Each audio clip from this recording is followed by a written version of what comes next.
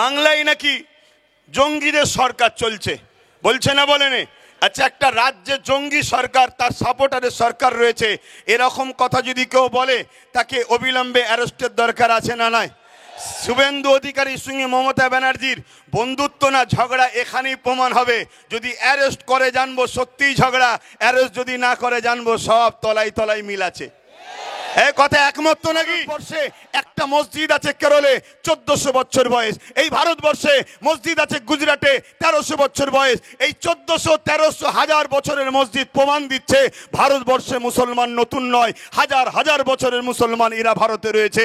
হাজার হাজার বছর ধরে এদের কবরস্থান আছে, হাজার হাজার বছরের ধরে এদের মাদ্রাসা আছে। এ থেকে প্রমাণ হচ্ছে যে স্বাধীনতার আগেও হাজার হাজার বছর ধরে এদেশে ভারতবর্ষে মুসলমান রয়েছে।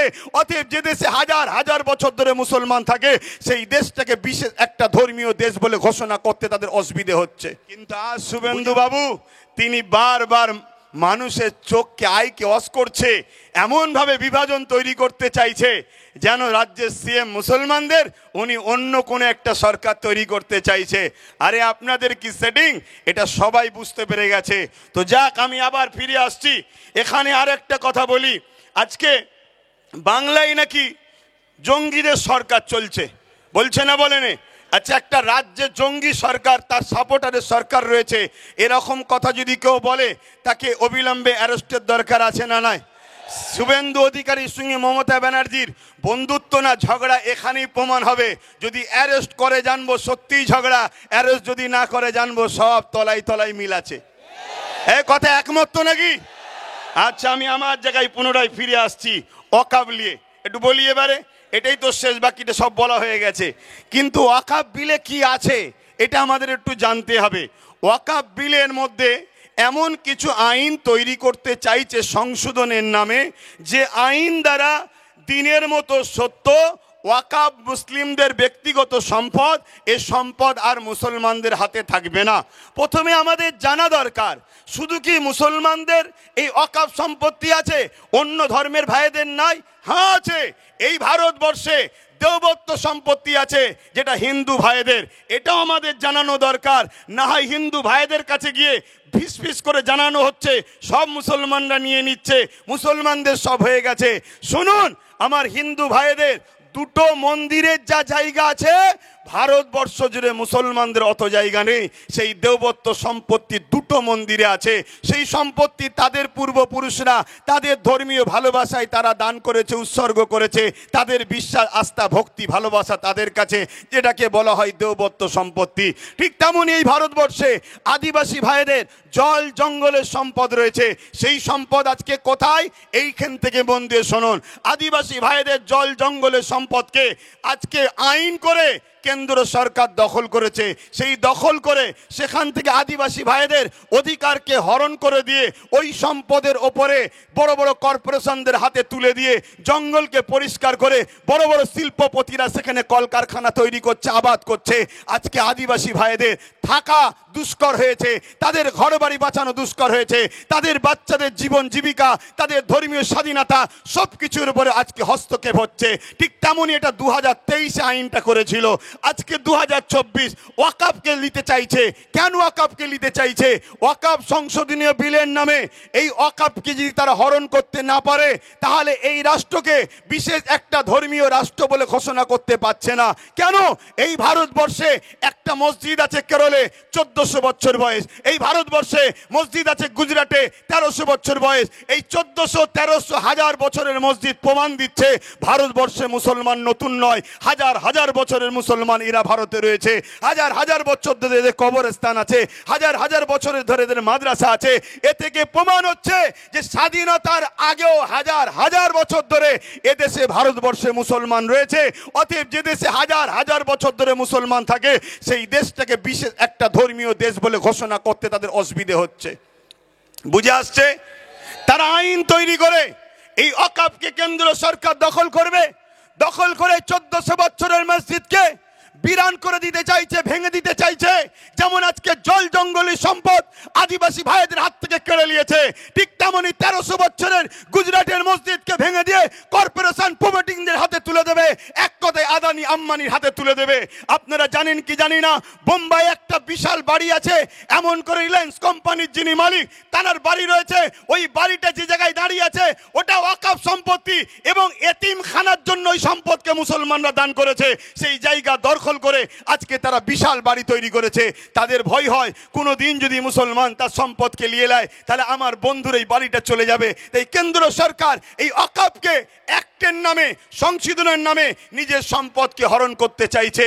এইখানে যদি মসজিদ চলে যায়, মাদ্রাসা চলে যায়, কি বলে কবরস্থান চলে যায়, এক কথায় ওয়াকফকে যদি নিয়ে নেয়, ভারতের মুসলমান শোনো, পশ্চিম বাংলার মুসলমান শোনো, তোমরা পরিচয় দিতে পারবে না তোমরা ভারতীয় ছিলে, তোমরা পরিচয় দিতে পারবে না।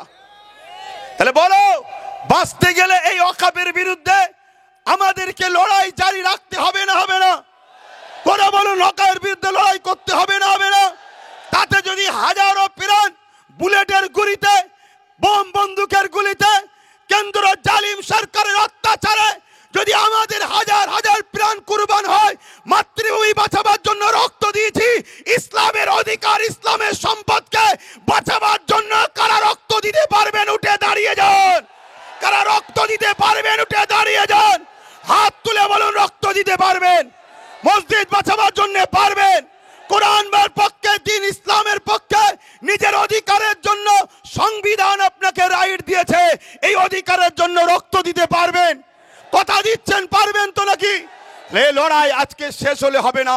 ঝড় এসুক, পানি এসুক, তুফান এসুক, লাঠি চার্জ হোক, গুলি মারুক, বোম মারুক, আমাদের এই লড়াই রাজপথে চলতে থাকবে। হাত তুলে বলুন, হাত তুলে বলুন।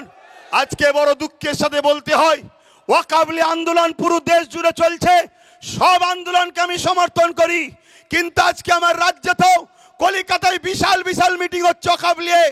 আগামী দিন ফুরফুরা আহলে সুন্নাত ওয়াল জামাত 20 থেকে 30 লক্ষ লোকের সমাগম কলকাতার রাজপথে করতে চাইছে।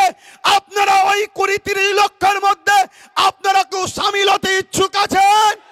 হাত তুলে বলুন আছেন।